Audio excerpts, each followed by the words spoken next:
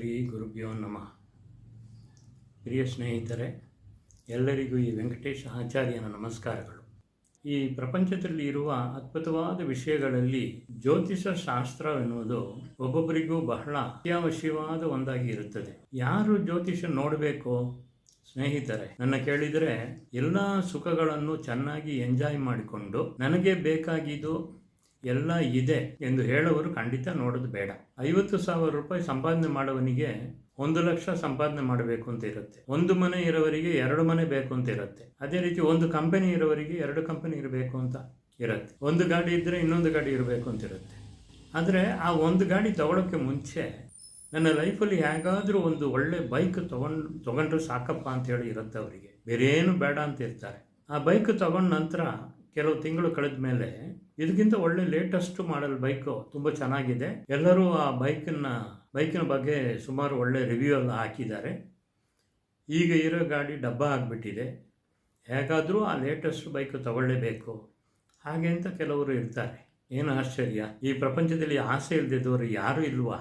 ದೇವಸ್ಥಾನದಲ್ಲಿ ಪೂಜೆ ಮಾಡುವವರಿಗೂ ಸಹ ನಾನು ಇನ್ನೂ ದೊಡ್ಡ ದೇವಸ್ಥಾನಕ್ಕೆ ಅರ್ಚಕರಾಗಿ ಹೋಗಬೇಕು ಎಂದು ಆಸೆ ಇರುತ್ತೆ. ದೊಡ್ಡ ಆಶ್ರಮದಲ್ಲಿ ಗುರುಗಳಾಗಿರೋರು ನನಗೆ ಒಂದೇ ಒಂದು ಆಶ್ರಮ ಇದೆ, ನನ್ನ ಭಕ್ತರುಗಳು ಸುಮಾರು ಜನರು ಬೇರೆ ಸ್ಟೇಟಲ್ಲಿ ಇದ್ದಾರೆ, ಅಲ್ಲಿ ಒಂದು ಆಶ್ರಮ ಇದ್ರೆ ಚೆನ್ನಾಗಿರುತ್ತೆ ಹಾಗೆ ಅಂತ ಅವರಿಗೂ ಆಸೆ ಇರುತ್ತೆ. ಆಸೆ ಇಲ್ದಿದ್ದು ಮನುಷ್ಯರು ಯಾರೂ ಇರಲ್ಲ. ಕೆಲವರಿಗೆ ಆಸೆ ಪಡಲಿಕ್ಕೆ ಒಂದು ಅಳತೆ ಇದೆ, ಕೆಲವರಿಗೆ ಆಸೆ ಪಡಕ್ಕೆ ಒಂದು ಅಳತೆನೇ ಇಲ್ಲದೆ ದುರಾಸೆ ತುಂಬ. ಈ ಆಸೆಗಳೆಲ್ಲ ಈಡೇರುತ್ತಾ ಇಲ್ವಾ ಎನ್ನುವುದನ್ನು ಗೊತ್ತಿಲ್ಲದೇ ಅದಕ್ಕಾಗಿ ತುಂಬ ಲೈಫ್ ಲಾಂಗ್ ಅವರು ಪ್ರಯತ್ನ ಪಡ್ತಾನೇ ಇರ್ತಾರೆ. ಆದರೆ ಅವರ ಆಸೆಗಳೆಲ್ಲ ಈಡೇರಲಿಲ್ಲ ಅಂದರೆ ಅವರ ಮುಂದಿನ ಬಾಳು ಏನಾಗುತ್ತೆ ಎಂದು ಹೇಳಲು ಸಾಧ್ಯವಾಗುತ್ತೆ. ಈ ಥರ ಆಸೆ ಇರುವವರೆಲ್ಲ ನಮ್ಮ ಮುಂದಿನ ಬಾಳು ಏನಾಗುತ್ತೆ ಎಂದು ಜ್ಯೋತಿಷ ಶಾಸ್ತ್ರವನ್ನು ನೋಡಿ ಸ್ವಲ್ಪ ಗೊತ್ತಿಟ್ಕೊಂಡ್ರೆ ಒಳ್ಳೆಯದು. ಅದಕ್ಕಾಗಿ ಜ್ಯೋತಿಷ ಎನ್ನುವ ಮಹಾ ಅದ್ಭುತವಾದ ಶಾಸ್ತ್ರವನ್ನು ಎಲ್ಲರೂ ತಿಳಿದುಕೊಳ್ಳಬೇಕು. ಅದರ ಪ್ರಕಾರ ಒಬ್ಬೊಬ್ಬರು ತಮ್ಮ ಬಾಳಲ್ಲಿ ಯಾವ್ಯಾವ ರೀತಿಯಾದ ಒಳ್ಳೆಯದು ಕೆಟ್ಟದು ಇದೆ ಅಂತ ತಿಳ್ಕೊಂಡು ಇನ್ನು ಮುಂದೆ ಯಾವ ಕಷ್ಟಗಳನ್ನು ಅನುಭವಿಸದೇ ಇರಬೇಕು ಎನ್ನುವುದು ನನ್ನ ಅಭಿಪ್ರಾಯ.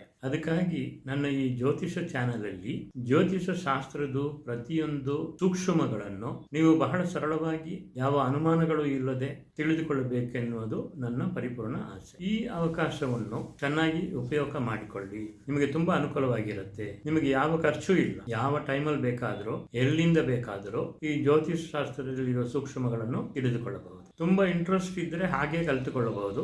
ಪ್ರತಿಯೊಂದು ಸೂಕ್ಷ್ಮಗಳನ್ನು ನನ್ನ ಮುಂದಿನ ವಿಡಿಯೋಗಳಲ್ಲಿ ಒಂದೊಂದಾಗಿ ಎಕ್ಸಾಂಪಲ್ ಜಾತಕಗಳ ಮೂಲಕವಾಗಿ ನಿಮಗೆ ಸರಳವಾಗಿ ಅರ್ಥವಾಗುವಂತೆ ವಿವರಿಸುತ್ತೇನೆ. ಎಲ್ಲ ವಿಡಿಯೋಗಳನ್ನು ಮತ್ತು ಚೆನ್ನಾಗಿ ನೋಡಿ ಅರ್ಥ ಮಾಡಿಕೊಳ್ಳಿ, ನಿಮಗೆ ಖಂಡಿತ ಉಪಯೋಗವಾಗುತ್ತೆ. ಸ್ನೇಹಿತರೆ, ಒಬ್ಬರು ತನ್ನ ಮಗಳನ್ನು ಡಾಕ್ಟರ್ಗೆ ಓದಿಸಬೇಕೆಂದು ತುಂಬ ಪ್ರಯತ್ನ ಪಟ್ಟು ಅದಕ್ಕೆ ತುಂಬ ಹಣಕಾಸುಗಳನ್ನ ಸೇರಿಸಿ ಇಟ್ಟುಕೊಂಡಿದ್ದರು. ಆದರೆ ಕೊನೆಯಲ್ಲಿ ಅವರ ಮಗಳು ಆ ಮೆಡಿಕಲ್ ಫೀಲ್ಡ್ಗೆ ಹೋಗ್ಲಿಕ್ಕೆ ಆಗ್ಲಿಲ್ಲ. ಆ ಹುಡುಗಿ ಕೊನೆಯಲ್ಲಿ ನನಗೆ ಮೆಡಿಕಲ್ ಫೀಲ್ಡೇ ಬೇಡ, ನಾನು ಕಂಪ್ಯೂಟರ್ ಸೈನ್ಸ್ ಓದಬೇಕು, ನನಗೆ IT ಫೀಲ್ಡ್ ಅಲ್ಲೇ ಇಂಟ್ರೆಸ್ಟ್ ಇದೆ, ನನ್ನ ಒತ್ತಾಯ ಮಾಡಬೇಡಿ ಎಂದು ಹೇಳಿಬಿಟ್ರು. ಇದರಿಂದ ಅವಳ ಪೋಷಕರಿಗೆ ನಾವು ಮಾಡಿದ್ದು ಪ್ಲಾನ್ ಎಲ್ಲ ಹೀಗೆ ಕನಸಾಗ್ಬಿಡ್ತಲ್ಲ, ಏನ್ ಮಾಡೋದು ಎಂದು ತುಂಬಾ ಬೇಜಾರು ಪಟ್ಕೊಂಡ್ರು. ಸ್ವಲ್ಪ ದಿನ ಅವರ ಮನೆಯಲ್ಲಿ ನೆಮ್ಮದಿ ಇಲ್ಲದೆ ಒಬ್ಬೊಬ್ಬರು ಒಂದೊಂದು ಕಡೆ ತಿರುಕೊಂಡು ತುಂಬಾ ಬೇಜಾರಲ್ಲಿ ಇರುವ ಪರಿಸ್ಥಿತಿ ಆಗಿತ್ತು. ಕೊನೆಯಲ್ಲಿ ಜ್ಯೋತಿಷರು ಹೇಳಿದ ಮೇಲೆ ಅದು ಅವಳ ಹಣೆ ಬರ, ಏನು ಬದಲಾವಣೆ ಮಾಡಲು ಸಾಧ್ಯವಿಲ್ಲ ಎಂದು ಸಮಾಧಾನ ಪಟ್ಕೊಂಡ್ರು. ಇದನ್ನು ಯಾಕೆ ಹೇಳ್ತೀನಿ ಅಂದ್ರೆ, ಪೋಷಕರಾದ ನಾವು ಯಾವ ಕನಸನ್ನು ನಮ್ಮ ಮಕ್ಕಳ ಮೇಲೆ ಪ್ರಯೋಗ ಮಾಡದೆ ಅವರ ಜಾತಕವನ್ನು ನೋಡಿ ಅವರಿಗೆ ಯಾವ ಫೀಲ್ಡ್ ಅಲ್ಲಿ ಓದಿಸಿದ್ರೆ ಸರಿಯಾಗಿರುತ್ತೆ ಎನ್ನುವುದನ್ನು ಅವರ ಜಾತಕದ ಪ್ರಕಾರ ಒಂದು 9ನೇ ಕ್ಲಾಸ್ ಮೇಲೆ ಯಾವ ದಶಾಭುಕ್ತಿ ನಡೆಯುತ್ತೆ, ಗೋಚಾರ ಗ್ರಹಗಳು ಏನು ಯಾವ ಸ್ಥಿತಿಯಲ್ಲಿ ಇದ್ದಾವೆ, ಇವೆಲ್ಲವನ್ನು ನೋಡಿ ಒಂದು ನಿರ್ಧಾರಕ್ಕೆ ಬಂದ್ರೆ ಯಾವ ಪ್ರಶ್ನೆಗಳು ಇರುವುದಿಲ್ಲ. ಈ ರೀತಿ ಮಾಡುವುದನ್ನು ಬಿಟ್ಟು ನಮ್ಮ ನಿರ್ಧಾರಗಳನ್ನು ಮಕ್ಕಳಿಗೆ ಇಷ್ಟ ಇಲ್ದಿದ್ದಾಗ ಅಥವಾ ಅವರಿಗೆ ಆ ಕೊಡುಗೆ ಇಲ್ದಿದ್ದಾಗ ಪ್ರಯೋಗ ಮಾಡಿದ್ರೆ ಯಾವ ರೀತಿಯ ಪರಿಸ್ಥಿತಿಗಳು ಆಗುತ್ತವೆ ಎಂದು ಹೇಳಕ್ಕಾಗೋದು. ಮಕ್ಕಳ ನಿರ್ಧಾರನೇ ಬೇರೆ ಆಗಿರುತ್ತೆ. ಆಕ್ಚುಲ್ ಆಗಿ ನೋಡಕ್ ಹೋದ್ರೆ ಮಕ್ಕಳು 5ನೇ 6ನೇ ಕ್ಲಾಸ್ ಹೋದವರೆಗೆ ತಂದೆ ತಾಯಿ ಹೇಳಿದ್ದನ್ನು ಕೇಳುತ್ತಿರ್ತಾರೆ. ಆಮೇಲೆ ಹೋಗ್ತಾ ಅವರು ಫ್ರೆಂಡ್ಸ್ ಹೇಳುವುದು, ಬೇರೆಯವರು ಹೇಳುವುದು, ಇನ್ನು ಸುಮಾರು ಕಡೆಯಿಂದ ಸಿಕ್ಕುವ ಮಾಹಿತಿಗಳನ್ನು ಕೇಳಿ ಅವರೇ ಒಂದು ನಿರ್ಧಾರ ತಗೊಳ್ಳೋದು, ಈ ಥರ ಎಲ್ಲ ಆಗುತ್ತೆ. ಮತ್ತೆ ತಂದೆ ತಾಯಿಗೆ ಏನು ಗೊತ್ತಿಲ್ಲ, ಬೇರೆಯವರು ಹೇಳಿದ್ದು ಮಾಹಿತಿಗಳು ಸರಿಯಾಗಿರ್ಬೋದು ಎಂದು ಅದಕ್ಕೆ ಬೆಲೆ ಕೊಡ್ತಾರೆ.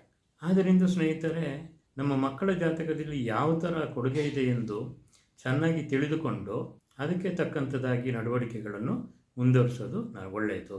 ಸ್ನೇಹಿತರೆ, ನನ್ನ ಪ್ರತಿಯೊಂದು ವಿಡಿಯೋವನ್ನು ಆರಾಮಾಗಿ ನೋಡಿ, ನಿಮಗೆ ಜ್ಯೋತಿಷ ಶಾಸ್ತ್ರದಲ್ಲಿರುವ ಸುಮಾರು ಸೂಕ್ಷ್ಮಗಳು ಖಂಡಿತ ಅರ್ಥವಾಗುತ್ತೆ. ಅಟ್ಲೀಸ್ಟ್ ಬೇರೆ ಜ್ಯೋತಿಷರು ಏನು ಹೇಳ್ತಾರೆ ಅಂತ ಅರ್ಥ ಮಾಡಿಕೊಳ್ಳುವುದಕ್ಕೆ ಸಾಧ್ಯವಾಗುತ್ತೆ.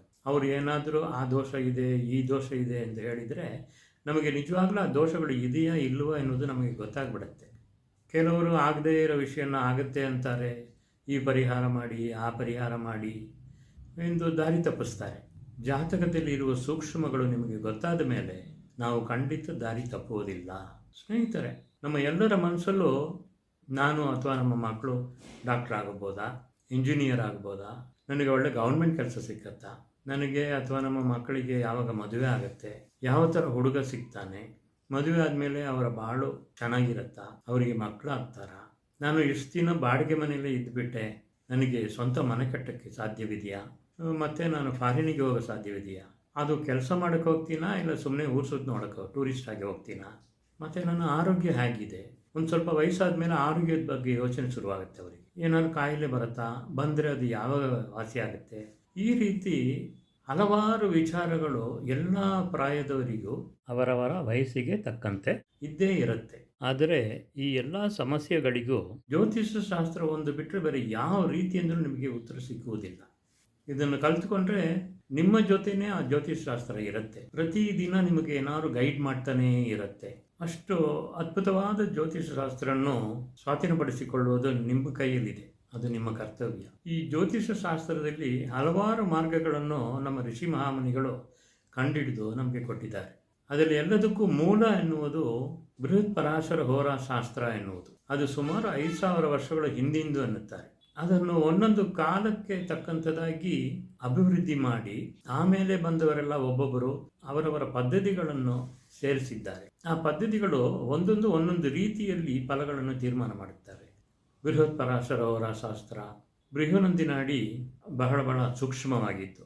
ಈ ಮಾರ್ಗದ ಬಗ್ಗೆ ನಾವು ತುಂಬ ವಿವರವಾಗಿ ನನ್ನ ಮುಂದಿನ ವಿಡಿಯೋಗಳಲ್ಲಿ ನೋಡೋಣ. ತುಂಬ ನಿಖರವಾದ ಫಲವನ್ನು ತಿಳಿದುಕೊಳ್ಳಬಹುದು. ಅದರ ನಂತರ ಸುಗರ್ ನಾಡಿ ಇದೆ, ಚಂದ್ರನಾಡಿ ಇದೆ, ನಕ್ಷತ್ರ ಸಿದ್ಧಾಂತ ಇದೆ, ತಾಜಿಕ ಸಿಸ್ಟಮ್, ವರ್ಷಫಲ, ಜಾಮಗ್ರಹ ಪ್ರಶ್ನೆ, ಇನ್ನು ಹಲವಾರು ಜ್ಯೋತಿಷ ಮಾರ್ಗಗಳು ನಾವು ತಿಳಿದುಕೊಳ್ಳಬಹುದು. ಇವೆಲ್ಲ ಪದ್ಧತಿಗಳ ಬಗ್ಗೆ ತಳ ಮಟ್ಟದಿಂದ ವಿವರಿಸಿ ಉದಾಹರಣೆ ಜಾತಕಗಳನ್ನು ವಿವರವಾಗಿ ನಿಮಗೆ ಕೊಡಬೇಕಂತೂ ಇದ್ದೀನಿ.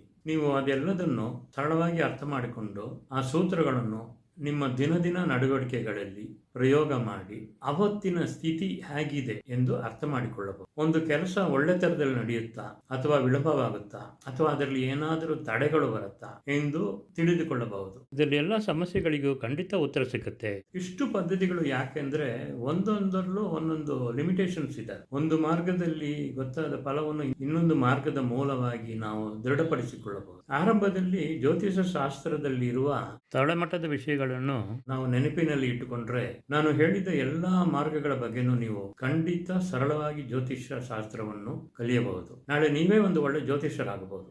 ನೀವು ಯಾವ ಪುಸ್ತಕವನ್ನು ನೋಡೋದು ಬೇಡ. ನೋಡಿದರೂ ನಾನು ಹೇಳುವ ಕೆಲವು ವಿಷಯಗಳು ಅದರಲ್ಲಿ ಇರುವುದಿಲ್ಲ. ನೀವು ಯಾವ ರೀತಿಯಲ್ಲೂ ಹಣಕಾಸು ಖರ್ಚು ಮಾಡೋದು ಬೇಡ. ಇದೆಲ್ಲ ಒಳ್ಳೆ ಪ್ರಸಿದ್ಧವಾದ ಅನುಭವ ತುಂಬಿದ ಆಚಾರ್ಯರುಗಳ ಮೂಲಕವಾಗಿ ನನಗೆ ಸಿಕ್ಕಿದ್ದು ಪ್ರಮುಖವಾದ ವಿಷಯಗಳು. ನನ್ನ ವಿಡಿಯೋಗಳಲ್ಲಿ ನಾನು ಹೇಳುವ ಕೆಲವು ಸೂಕ್ಷ್ಮಗಳು ಕೆಲವು ಜ್ಯೋತಿಷರುಗಳಿಗೆ ಗೊತ್ತಿಲ್ಲದೆ ಇರಬಹುದು. ಮತ್ತೆ ಸ್ನೇಹಿತರೆ, ನೀವು ಕೇಳುವ ಪ್ರತಿಯೊಂದು ಪ್ರಶ್ನೆಗಳಿಗೂ ಸರಿಯಾದ ಉತ್ತರ ಕೊಡುವವರು ಒಂದು ಒಳ್ಳೆ ಜ್ಯೋತಿಷ ಪಂಡಿತರು ಮಾತ್ರವೇ. ಆದರೆ ಎಲ್ಲ ಜ್ಯೋತಿಷರಿಂದನೂ ಸರಿಯಾದ ಉತ್ತರ ಕೊಡಲು ಸಾಧ್ಯವಿಲ್ಲ. ನನಗೆ ಗೊತ್ತಾಗಿ ಹೆಚ್ಚಿನ ಜ್ಯೋತಿಷರು ಬರೀ ನಕ್ಷತ್ರ, ರಾಶಿ, ಗೋಚಾರ ಗ್ರಹಗಳು ಇವುಗಳನ್ನು ಮಾತ್ರ ಇಟ್ಟುಕೊಂಡು ನಿಮಗೆ ಆ ದೋಷ ಇದೆ, ಈ ದೋಷ ಇದೆ, ಕುಜ ದೋಷ ಇದೆ ಅನ್ನುತ್ತಾರೆ. ಕೆಲವರು ಅದನ್ನೇ ಮಂಗಳ ದೋಷ ಅಂತಾರೆ, ಅಂಕಾರಕ ದೋಷ ಅನ್ನುತ್ತಾರೆ. ಕೆಲವರು ಅಷ್ಟಮ ಶನಿ ಇದೆ, 7 ಶನಿ ನಡೀತಿದೆ, ಮಾಟಮಂತ್ರ ಮಾಡಿದ್ದಾರೆ, ನಾಗದೋಷ ಇದೆ, ಆಧಿಪತ್ಯ ದೋಷ ಇದೆ, ಸರ್ಪದೋಷ ಇದೆ, ಕಾಳಸರ್ಪ ದೋಷ ಇದೆ, ಪ್ರೇತ ಶಾಪ ಇದೆ, ಬ್ರಹ್ಮಹತ್ಯೆ ದೋಷ ಇದೆ, ಅದು ಇದು ಅಂತ ಹೇಳಿ ನಿಮಗೆ ಆ ಪರಿಹಾರ ಮಾಡಿ, ಈ ಪರಿಹಾರ ಮಾಡಿ, ಮಾಡಲಿಲ್ಲ ಅಂದರೆ ಏನಾಗುತ್ತೆ ಎಂದು ಹೇಳುವುದಕ್ಕಾಗಲ್ಲ ಅಂತ ಹೇಳಿ ನಿಮ್ಮನ್ನು ಹೆದರಿಸ್ಬಿಡ್ತಾರೆ. ನಿಮ್ಮನ್ನು ಹೆದರಿಸೋದು ಇಲ್ಲದೆ ನಿಮ್ಮನ್ನು ಅಲ್ಲಿಗೆ ಹೋಗಿ ಇಲ್ಲಿಗೆ ಹೋಗಿ ಎಂದು ಹೇಳಿ ನಿಮಗೆ ಇಲ್ದಿದ್ದು ಕಷ್ಟ ನಷ್ಟಗಳು ನಿಮ್ಮನ್ನು ಹುಡುಕೊಂಡು ಬರುವಾಗ ಮಾಡಿಬಿಡ್ತಾರೆ. ಸಾಮಾನ್ಯವಾಗಿ ಭೂತ ಪಿಶಾಚಿ ಹಿಡಿದಿದೆ ಅಂದ ಕೂಡಲೇ ಎಲ್ಲರೂ ಹೆದರ್ತಾರೆ. ಇನ್ನು ಪ್ರೇತ ಶಾಪ ಅಂದ ಕೂಡಲೇ ಯಾರಿಗೆ ಹೆದರಿಕೆ ಬರಲ್ಲ ಹೇಳಿ? ಪ್ರೇತ ಅಂತ ಹೇಳಿದ ಮೇಲೆ ಅದು ಹೇಗೆ ಶಾಪ ಕೊಡುತ್ತೆ? ಯಾಕೆ ಪ್ರೇತ ಶಾಪ ಕೊಡಬೇಕು? ಪ್ರೇತಕ್ಕೆ ಶಾಪ ಕೊಡುವ ಶಕ್ತಿ ಇದೆಯಾ? ಆ ಥರ ಶಕ್ತಿ ಇದ್ದಿದ್ರೆ ಈ ಪ್ರಪಂಚದಲ್ಲಿ ಎಲ್ಲರಿಗೂ ಪ್ರೇತ ಶಾಪ ಇದ್ದೇ ಇರುತ್ತೆ. ಇದೆಲ್ಲ ಯಾಕೆ ಹೇಳ್ತೀನಿ ಅಂದರೆ, ನಮ್ಮ ಜಾತಕದ ಪ್ರಕಾರ ಯಾವುದು ದೋಷ, ಯಾವುದು ನಮಗೆ ಪ್ರಶ್ನೆ ಕೊಡುತ್ತೆ, ಅದು ಬಲಹೀನವಾದ ಪ್ರಶ್ನೆನ ಅಥವಾ ಬಲವಾದ ಪ್ರಶ್ನೆನ ಎಂದು ನಾವೇ ನೋಡಿಕೊಂಡು ಒಂದು ನಿರ್ಧಾರಕ್ಕೆ ಬರಬಹುದು. ಈ ವಿಚಾರಗಳನ್ನು ನಾನು ಯಾಕೆ ಹೇಳ್ತೀನಿ ಅಂದರೆ, ನಾವು ಏನಾದರೂ ಒಂದು ಪ್ರಶ್ನೆ ಬಗ್ಗೆ ಒಂದು ಜ್ಯೋತಿಷರನ್ನು ಭೇಟಿಯಾಗುವಾಗ ಅವರು ಹೇಳುವ ಜ್ಯೋತಿಷ ಪದಗಳು ನಮಗೆ ಪೂರ್ತಿಯಾಗಿ ಅರ್ಥವಾಗಬೇಕು. ಸಾಮಾನ್ಯವಾಗಿ ಹೆಣ್ಣು ಮಕ್ಕಳನ್ನು ಹೆತ್ತ ಎಲ್ಲ ತಾಯಂದಿರು ಅವರವರ ಮಕ್ಕಳ ವಿವಾಹದ ಬಗ್ಗೆ ಎಲ್ಲ ಜ್ಯೋತಿಷರನ್ನು ನೋಡಿ, ಪಂಚಾಂಗವನ್ನು ನೋಡಿ, 106 ಯೂಟ್ಯೂಬ್ ವಿಡಿಯೋಗಳನ್ನು ನೋಡಿ ಅರ್ಧ ಜ್ಯೋತಿಷರಾಗಿರಬಹುದು ಎನ್ನುವುದು ನನ್ನ ಅಭಿಪ್ರಾಯ. ಆದರೂ ಜ್ಯೋತಿಷ ಶಾಸ್ತ್ರದಲ್ಲಿ ಏನೇನು ಮುಖ್ಯಾಂಶಗಳಿದ್ದಾವೆ, ಸೂಕ್ಷ್ಮಗಳಿದ್ದಾವೆ, ನಾವು ಒಂದೊಂದು ಜಾತಕವನ್ನು ನೋಡುವಾಗ ಏನೇನು ನೋಡಬೇಕು, ಯಾವ ರೀತಿಯಲ್ಲಿ ನೋಡಬೇಕು ಎಂದು ಒಂದೊಂದಾಗಿ ನಾನು ಹೇಳುವಾಗ ನಿಮಗೆ ಬಹಳ ಆಶ್ಚರ್ಯವಾಗುತ್ತೆ. ಸ್ನೇಹಿತರೆ, ನನ್ನ ಬಗ್ಗೆ ಹೇಳಬೇಕು ಅಂದರೆ, ನಾನು ಸುಮಾರು 30 ವರ್ಷಗಳಿಂದ ಜ್ಯೋತಿಷ ಶಾಸ್ತ್ರದಲ್ಲಿರುವ ಹಲವಾರು ಬ್ರಾಂಚಸ್ಗಳಲ್ಲಿರುವ ಸೂಕ್ಷ್ಮಗಳನ್ನು ತಮಿಳುನಾಡು ಮತ್ತು ಕೇರಳದಲ್ಲಿದ್ದ ಜ್ಯೋತಿಷ ಪಂಡಿತರುಗಳಿಂದ ಕಲಿತು ನನ್ನ ವೆಲ್ವಿಷರ್ಗಳ ಪ್ರಶ್ನೆಗಳಿಗೆ ಸೂಚನೆ ಕೊಟ್ಟಿದ್ದೀನಿ. ಆ ಸೂಚನೆ ಅವರು ಎಲ್ಲರೂ ಬಹಳ ಆಶ್ಚರ್ಯಪಡಿಸಿತ್ತು. ಅವರೆಲ್ಲ ಈ ಜ್ಯೋತಿಷ ಶಾಸ್ತ್ರದಲ್ಲಿ ಇಷ್ಟೆಲ್ಲ ವಿಷಯಗಳಿದಾವ ಎಂದು ತುಂಬ ಮೆಚ್ಚಿಕೊಂಡು ನನ್ನ ಹತ್ರ, ಯಾಕೆ ನೀವು ಈ ಎಲ್ಲ ಸೂಕ್ಷ್ಮಗಳನ್ನು ಪ್ರತಿಯೊಬ್ಬರಿಗೂ ಗೊತ್ತಾಗುವ ರೀತಿಯಲ್ಲಿ ತಿಳಿಸಬಾರದು ಎಂದು ಕೇಳಿದರು. ಅದಕ್ಕೆ ನಾನು ಹೇಳಿದ್ದು ಏನಂದರೆ, ಸ್ನೇಹಿತರೆ, ನಾನು ಶೃಂಗೇರಿಯಲ್ಲಿ ಹುಟ್ಟಿದರೂ ತಮಿಳುನಾಡಲ್ಲೇ ಚೆನ್ನೈಯಲ್ಲೇ ಓದಿ ಉದ್ಯೋಗ ಮಾಡಿದ್ರಿಂದ ನನ್ನ ಮಾತೃಭಾಷೆಯಾದ ಕನ್ನಡವನ್ನು ಓದಕ್ಕಾಗಲಿಲ್ಲ. ಆದರೆ ಈಗ ನನ್ನಿಂದ ಎಷ್ಟರ ಮಟ್ಟಿಗೆ ಆಗುತ್ತೋ ಅಷ್ಟರ ಮಟ್ಟಿಗೆ ಕನ್ನಡ ಕಲಿತು ಆದಷ್ಟು ಪ್ರಯತ್ನಪಟ್ಟು ನಿಮಗಾಗಿ ಕನ್ನಡದಲ್ಲಿ ನನ್ನ ವಿಡಿಯೋಗಳನ್ನು ಕೊಡಬೇಕು ಅಂತಿದ್ದೀನಿ. ಆದ್ದರಿಂದ ನಾನು ಮಾತಾಡುವ ಕನ್ನಡದಲ್ಲಿ ಏನಾದರೂ ವ್ಯಾಕರಣ ರೀತಿಯಲ್ಲಿ ತಪ್ಪುಗಳಿದ್ದರೆ ದಯವಿಟ್ಟು ಅದನ್ನು ಸರಿಪಡಿಸಿಕೊಳ್ಳಿ. ನಾನು ಹೇಳುವ ವಿಚಾರಗಳು ನಿಮಗೆ ಅರ್ಥ ಆದರೆ ಸಾಕು.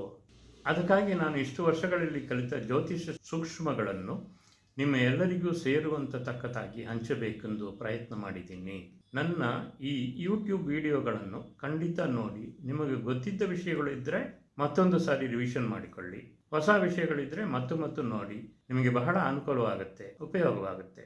ನನ್ನ ಅನುಭವದಲ್ಲಿ ಇದುವರೆಗೆ ನಾನು ಕಲಿತಿದ್ದು ಬರೀ ಒಂದು 5% ಅಥವಾ 10% ಇರಬಹುದು ಅಷ್ಟೇ. ನನ್ನ ಗುರುಗಳು ಹೇಳಿದ ಹಾಗೆ ಜ್ಯೋತಿಷ ಶಾಸ್ತ್ರವನ್ನು ಪೂರ್ತಿ ಕಲಿಯೋದಕ್ಕೆ ಒಬ್ಬೊಬ್ಬರಿಗೂ 3 ಜನ್ಮಗಳಾದರೂ ಬೇಕು ಅಂತ ಅಂದಿದ್ದು ಒಂದು ಸತ್ಯವಾದ ಮಾತು. ಅಷ್ಟೊಂದು ಮೆಚ್ಚಿಕೊಳ್ಳುವ ವಿಷಯಗಳಿದ್ದಾವೆ. ಸ್ನೇಹಿತರೆ, ಇದುವರೆಗೆ ಈ ವಿಡಿಯೋವನ್ನು ನೀವು ನೋಡಿದ್ದಕ್ಕೆ ತುಂಬ ಧನ್ಯವಾದಗಳು. ನಾವು ಜ್ಯೋತಿಷ ಎನ್ನುವ ಅದ್ಭುತವಾದ ಶಾಸ್ತ್ರದ ಬಗ್ಗೆ ಎಲ್ಲರಿಗೂ ಖಂಡಿತ ಗೊತ್ತಿರಲೇಬೇಕು ಎಂದು ತಿಳಿದುಕೊಂಡಿದ್ದೀವಿ. ಇದು ಬರೀ ಇಂಟ್ರೊಡಕ್ಷನ್ ಮಾತ್ರ, ಇನ್ನೂ ಬಹಳ ವಿಷಯಗಳು ಬರಕ್ಕಿದೆ.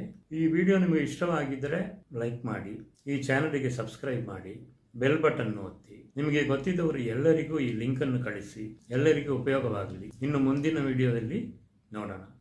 ನಮಸ್ಕಾರ.